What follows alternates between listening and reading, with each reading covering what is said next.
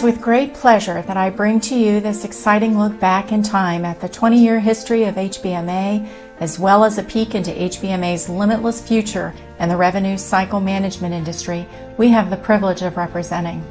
I'm Sherry Dumford, and like most of you, have been in this business a long time. My journey with HBMA began in 1999, and having served on multiple committees over the years, on the board of directors, as HBMA president in 2007, I've seen many changes. I invite you to listen as some of our leaders, both past and present, share their insights on how HBMA has served the membership and become the leading authority on healthcare revenue cycle management for association members, their employees, government decision makers, and other industry stakeholders. I hope you enjoy tonight's program, as well as the entire anniversary celebration HBMA has put together to commemorate such a significant milestone in the history of our association. Hello, my name is Dave Giachello. I'm past president of the HBMA, Healthcare Billing and Management Association. I'm actually one of the charter members that started 20 years ago. I've been involved in the association, attended the first meeting we had in Chicago that we thought we were going to get about 15 or 20 people to show up, and we had a room packed filled with about 60 people, even though the room was set for 20. So that's how HBMA got started, in a hotel in Chicago over 20 years ago. The interesting thing in the early days was we would go to meetings, and it was a little bit like going to a dance in 8th grade. Nobody wanted to talk to anybody. In the early meetings, people sort of imagined that they had special knowledge or techniques that no one knew about, and they wanted to keep those to themselves. That's long gone. And one of the great things about an organization is how willing everyone is to share what they know, how they've solved problems, and how they've been able to operate their business more successfully. When we began, we were a very, very small company back in the 95, 96 era. And it was actually, HBMA deserves a lot of the credit for helping give us that early guidance, that development of a compliance plan, that each and everything that we began to face as a company, others were out there also facing it, or they had been there ahead of us and could say, here's how you need to do this. In the case of advocacy, we're just a single voice, but if we come together as a group of companies such as ours with 600 or 700 members, then we have a stronger voice, if you wish, a louder voice, that we can either put forth our ideas or get input from various stakeholders back into the companies. The collaborative nature and the networking and the centralization of efforts that nobody else can do on their own is what you get from HBMA.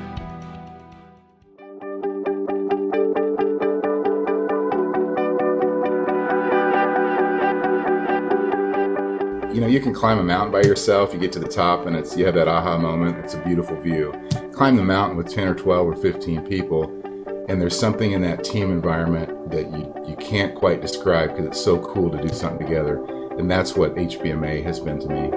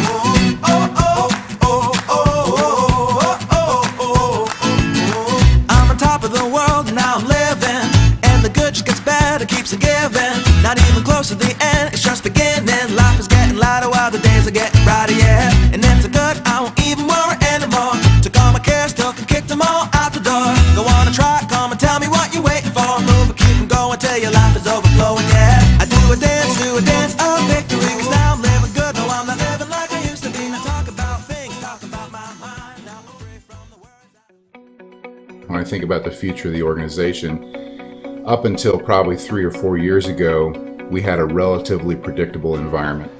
I see the industry as fundamentally changed going forward, and it has to do with the much more significant use of technology and the character of medical practices and how they're structured, whether they're employees of hospitals or in larger groups.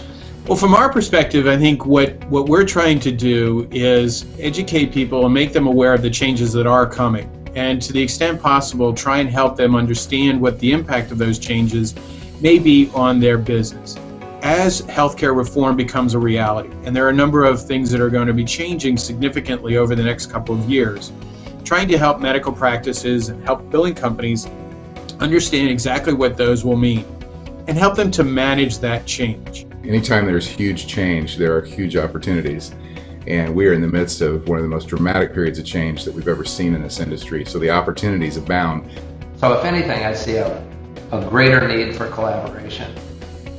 I see a greater need for getting the information in front of our owners so that they can make decisions faster.